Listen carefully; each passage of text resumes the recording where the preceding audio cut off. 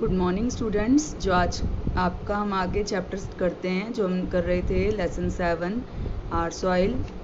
उसमें अब तक हमने देखा कि किस तरह से सॉइल जो है वो बनती है और किस प्रकार की सॉइल होती है। हमने देखा था alluvial soil, black soil, red soil. तो चलिए अब हम आगे पढ़ते हैं laterite soil. Laterite soil is the formation of iron and aluminium rich surface in the tropical areas. Tropical area क्या होते हैं? उष्णकटिबंधीय क्षेत्र, या फिर जहाँ पर गर्मी बहुत ज़्यादा होती है उनको ट्रॉपिकल एरिया कहते हैं।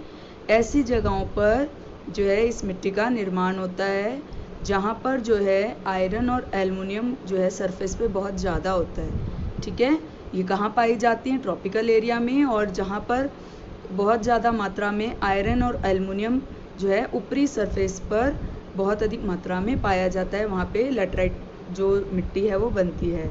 This soil is found in the area of heavy rainfall, और जहाँ पर बारिश बहुत अधिक होती है। ठीक है, नेक्स्ट है माउंटेन सॉइल, पर्वतीय मिट्टी। The soil is found in the hilly slopes of mountain. ये सॉइल कहाँ पाई जाती है? जो पहाड़ होते हैं उनकी ढलानों पर।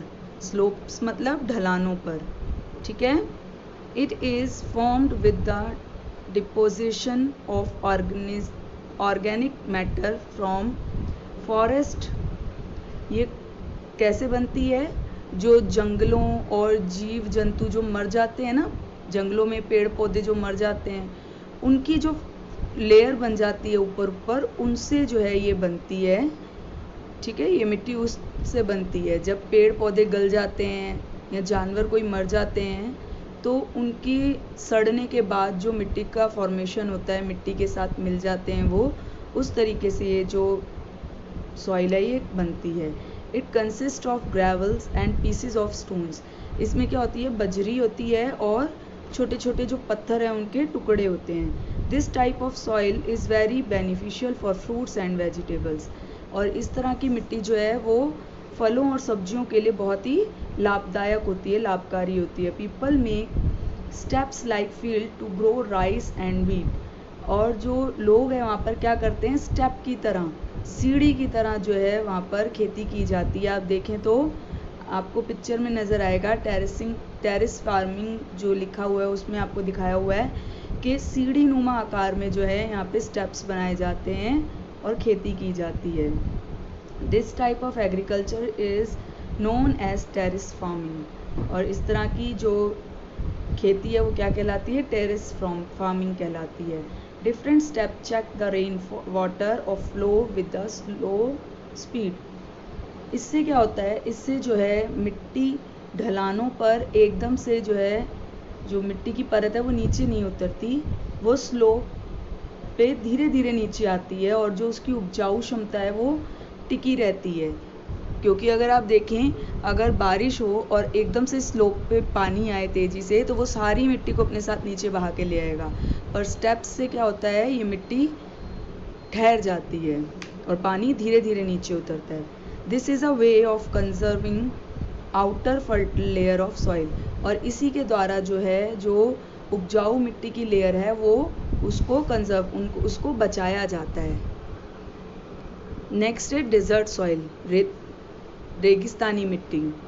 This soil has a large quantity of sand. इस तरह की मिट्टी में बहुत अधिक मात्रा में रेत पाई जाती है। The desert area of Rajasthan and Gujarat have sandy soil.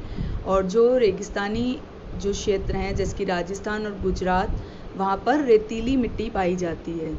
This soil is less fertile और ऑलमोस्ट बैरन। बैरन मतलब बंजर, लेस फर्टिल मतलब कम उपजाऊ। इस तरह की मिट्टी या तो कम उपजाऊ होती है या बिल्कुल बंजर होती है। Only thorn bushes grow in it. सिर्फ कैसे पौधे उगते हैं इसमें? कांटेदार झाड़ियाँ ही इसमें ग्रो होती हैं। सॉइल कंजर्वेशन, मिट्टी को कैसे बचाएं? The upper layer of soil is very useful. जो मिट्टी की ऊपरी परत होती है बहुत ही लाभदायक होती है, बहुत यूज़फुल होती है। This layer can be easily erased with rain water, floods and winds. और ये जो लेयर है बहुत ही आसानी से या तो बाढ़ के पानी से या बारिश से या फिर जो है हवा के द्वारा इरेज की जा सकती है, हटाई जा सकती है। This is called soil erosion, और यही कहलाता है soil erosion. Soil erosion of soil is very harmful, और जो ये सॉइल का इरोजन, जो ऊपरी लेयर जो हट जाती है उसको, वो जो है बहुत ही हार्मफुल है, हानिकारक है। We should plant large number of tree, हमें बहुत अधिक मात्रा में पेड़ों को उगाना चाहिए। These trees check the flow of rain water and their roots hold the soil firmly. और ये जो ट्रीज़ हैं ये बारिश के पानी से जो है, जो नुकसान होता है, जो मिट्टी जो है वो बह जाती है, उसको रोकते हैं, और इनकी जो जड़ें होती हैं मिट्टी को जो है कसकर पकड़ के रखती हैं, जिससे कि मिट्टी का इरोजन ना हो। इसी के साथ ही आपका चैप्टर कंप्लीट हो गया है। इसके साथ मैं आपको इसके 2 क्वेश्चन आंसर सेंड कर रही हूँ, उनको आपने neat and clean note down करना है और लर्न भी करना है। आज के लिए बस इतना ही। Thank you.